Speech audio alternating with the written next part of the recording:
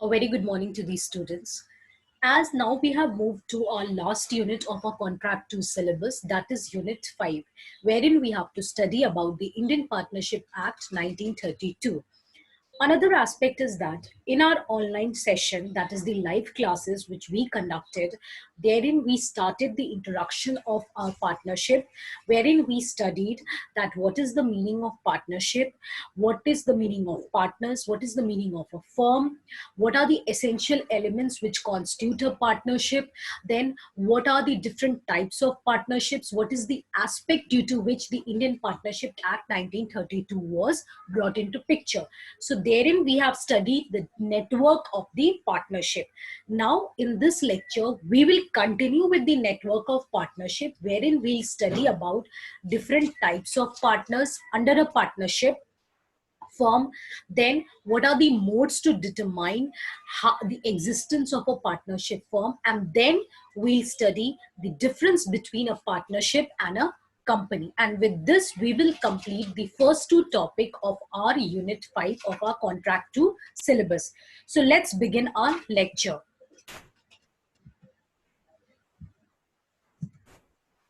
Now, types of partners. As we have studied, a partner is a person who has been employed in a partnership firm, who is following the activities of a partnership firm.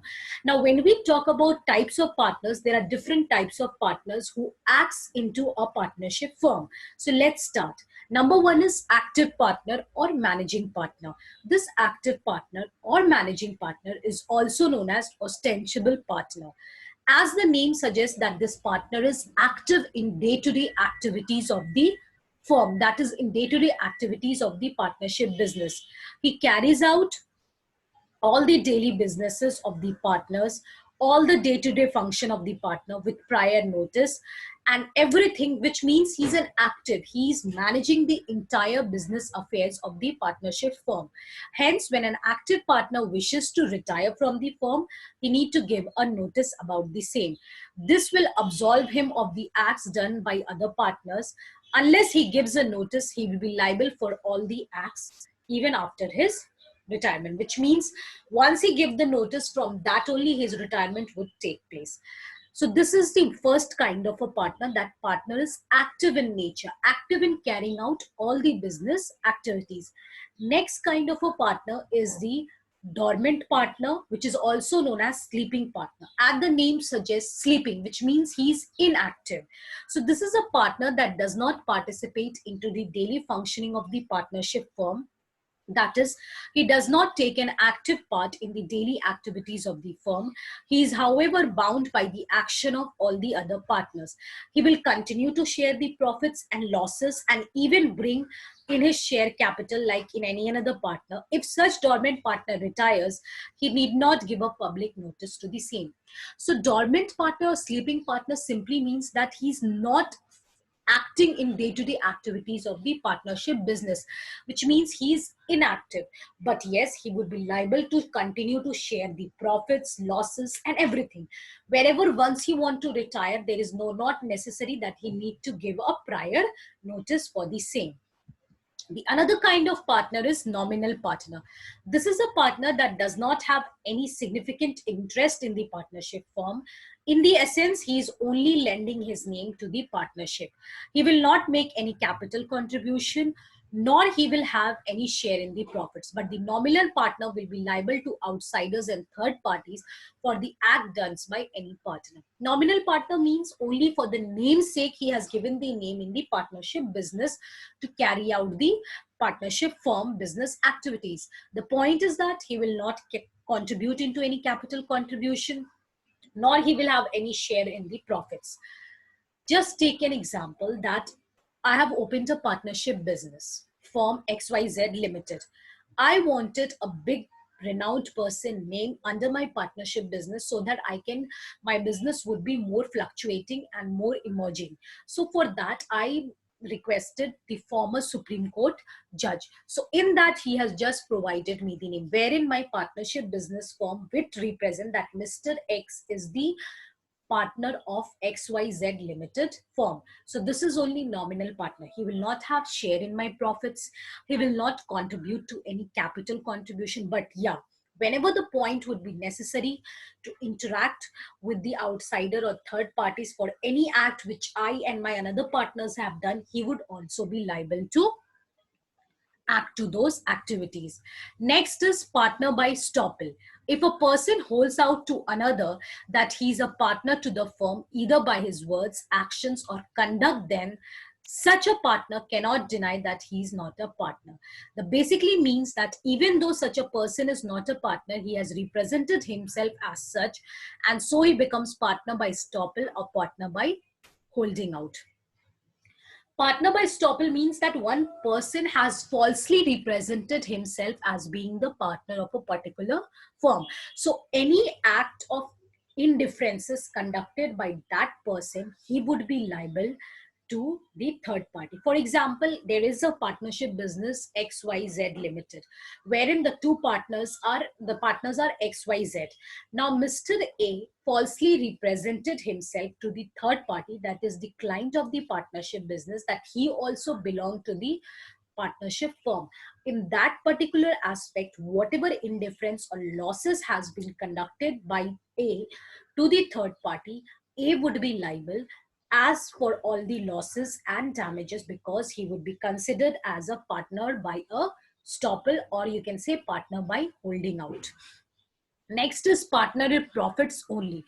The partner will only share the profits of the firm. He will not be liable for any liabilities. Even when dealing with third parties, he will be liable for all the acts of profits, and he will share none of the liabilities. As the name itself suggests, partners in profits only, which means he would only share the profits of the firm with relation to the business activities of the partnership firm, and also with relation whenever the aspect comes to in dealing with the third parties. Next is minor partner. A minor cannot be a partner of a firm according to the Contract Act. However, partner can be admitted to the benefits of the partners by the consent. He will share profits of the firm, but his liability will be limited to his share only. Such minor partner, on attaining the age of majority, that is 18 years, has 6 months to decide whether he wishes to become the partner of the firm. He must then declare his decision via public notice. So whether he continues a partner or decides to do that case will remain with the issue and public notice. So as under Indian Contract Act of 1872, we have studied that any contract entered by minor is a void, because minor is not capable enough to enter into a contract. But therein also we studied that wherever a minor is capable to get benefits out of that contract, that would be under beneficiaries for the minor. So a minor can be admitted as a partner to get the benefits of the partnership firm. So if any liability arise, whatever share he is holding in the partnership business, that would be taken out from the profits and nothing else. Now, once he attained the age of 18 years, he have 6 months time to declare that whether he want to continue the partner of a partnership firm or not, provided in that he need to give a public notice. So these were the kinds of the partners under a Partnership Act, that is active partner, which is also known as managing or ostensible partner, dormant or sleeping partner, then nominal partner, partner by stopple or holding out, partner in the shares of profits, and minor as a partner. Now let's discuss what are the modes to determine the existence of partnership, which means how we can determine that a particular firm or a business is a partnership firm. Now, the true test of partnership is a way for us to determine whether a group or association of persons in that partnership firm is a partnership or not. It helps us to recognize the partners of the firm and separate them from the third parties. The idea behind such this is to examine the fact and determine the relation between the parties who are conducting the business. So which means that if there is a group or association of a person who is carrying out a business of a partnership firm, so it is necessary to recognize that whether these partners or whether these group of persons, whatever activities they are carrying out, in relation, they have any kind of a relation between the parties, and in that we have a true test to determine the existence of partnership, where there are three important aspects to determine the existence of partnership. Number one is agreement, that is contract between the parties. Obviously a partnership act is also a contract, that is an agreement between two or more parties. Next is the sharing of profits, or you can say profit sharing, and the third is the mutual agency. Now let's discuss one by one. Number one is agreement or contract between the parties. For there to be a partnership between two or more persons, there has to be an agreement between the partners. Partnership cannot arise family status or any operation of law. There has to be specific agreement between the partners. So if family members of Hindu undivided family is running a business together, that will not be a partnership, because there is no agreement of a partnership between them. The members of HUF are born into HUF, so they cannot be partners. So the point is that the first aspect to determine the existence of partnership is that there need to be two or more persons who have entered into an agreement. Now a family business which is being carried out, that cannot be a partnership business. There need to be a specific agreements. Now suppose for example there are two brothers of the family, and they both started a company, say ABZ Limited, and then they entered into a contract, then that would be a partnership business. But if they are carrying out the family business, or the Hindu a family running a business together, that would not be a partnership, which means there need to be an agreement between the parties that they are carrying out the partnership business. The next very aspect or mode to determine the existence of partnership is profit sharing. Now sharing of profits is the another aspect. Profit sharing is only the prima facie evidence to decide that whether it is a partnership or not. Act does not consider profit sharing as a conclusive evidence. This is because there are cases of profit sharing that are still contradictory to partnership, which means how the profits are shared between the partners, that helps to determine the partnership business, that whether a particular firm is a partnership or not. In that very aspect, to determine the profit sharing, that is just prima facie, that is just nearby evidence. It cannot be a conclusive evidence to prove it. Let's understand it with a proper example. Suppose XYZ Limited is a partnership business, and therein they are sharing the profits to carry out the partnership firm.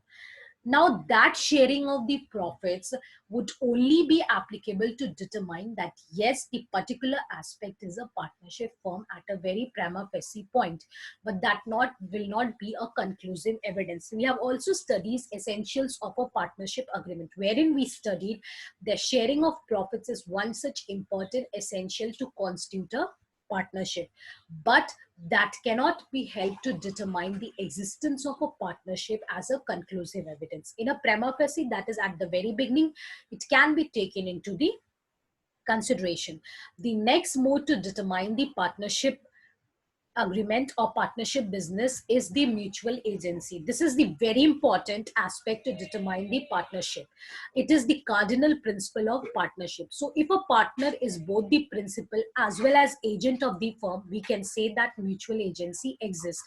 This means that actions of partners will bind all the other partners as well. So whenever there is a confusion about the existence of partnership between people, we need to check the presence of mutual agency. If such an agency exists between the partners who run a business together and share profits, it will be deemed that there is a partnership exists, which means that in a partnership business, apart from having agreement, sharing a profit, the another aspect of a partnership business is that there need to be a mutual agency, which means partner must act as a principal also, act as an agent also, which means all the actions of the partners are binded by one another. If one partner of the particular business says that you have to do this point and you have to meet that client, which means that he is acting as an agent of the partnership business, and the another partner is holding the partnership activities or the aspects of the business into the office. So that is the point, that there need to be a mutual agency, the mutual aspect of creation of agency under a partnership business.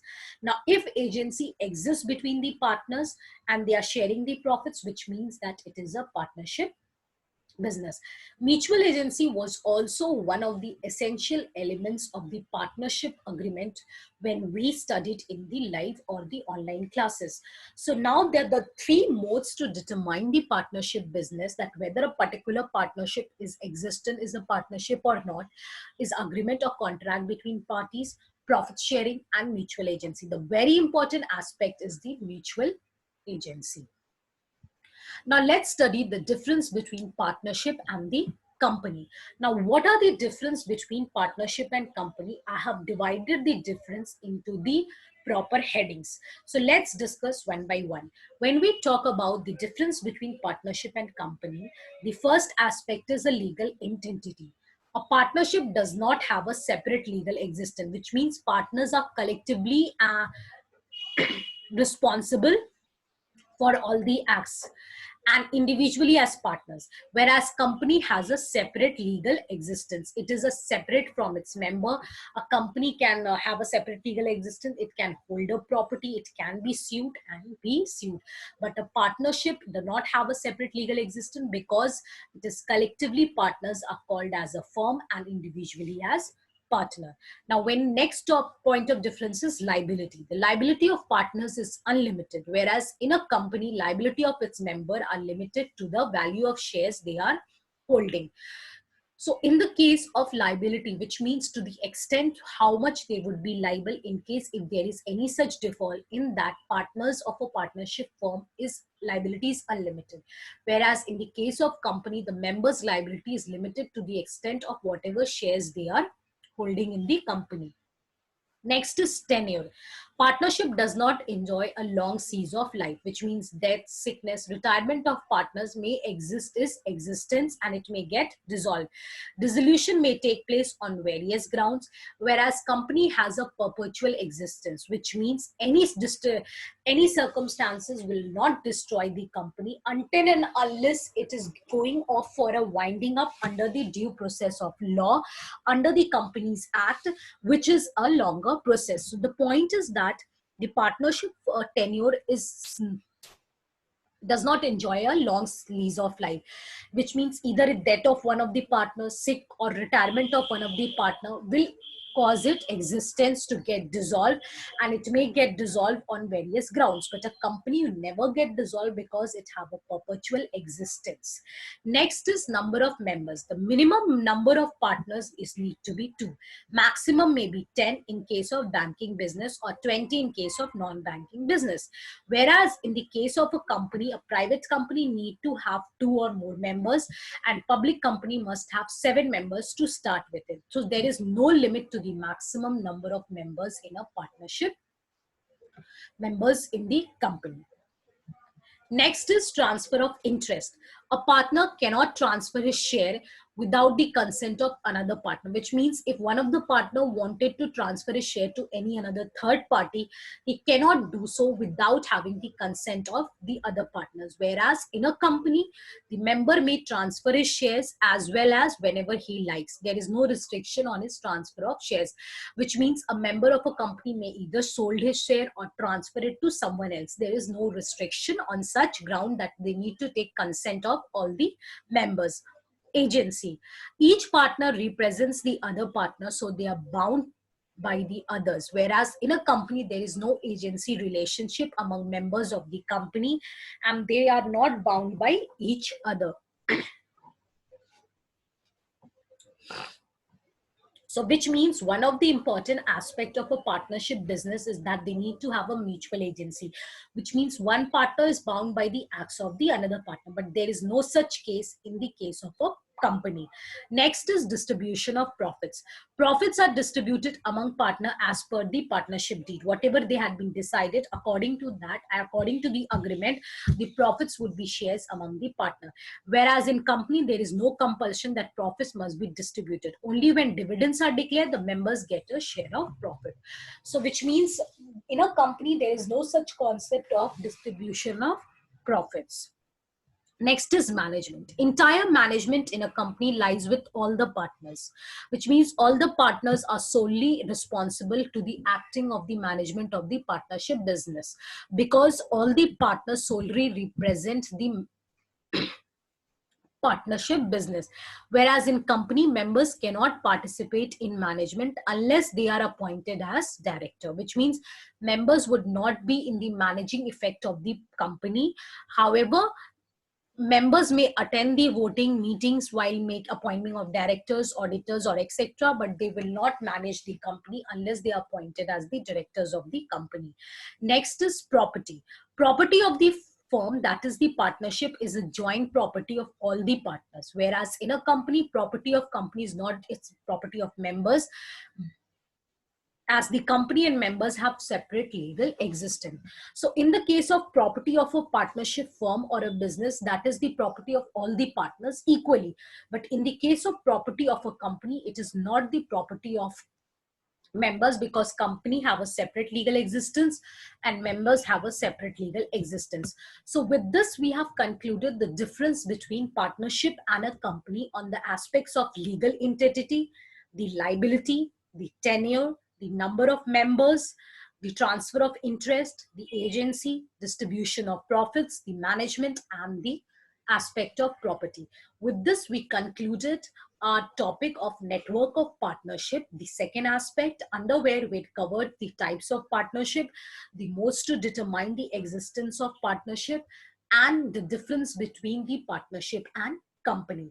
In our online live class, we have discussed about the meaning of the partnership, partner firm, essential elements to constitute a partnership, and the different types of partnership businesses. With this, we have concluded the first two topics are Unit 5. In the next lecture, we'll deal with the another topic of our Unit 5, that is mutual relationship between the partners. Any doubt regarding these topics, even the online live classes which we have been conducted, you can contact me through the mail ID. Now, whenever you are listening to the lectures, I request you to carry the Indian Partnership Act 1932 Bare Act with you to understand to the provisions and sections clearly. With this, I conclude the session. I would be forwarding you the assignment, and I request you people to do the assignment on time, diligently, and submit it on time. Thank you and have a good day.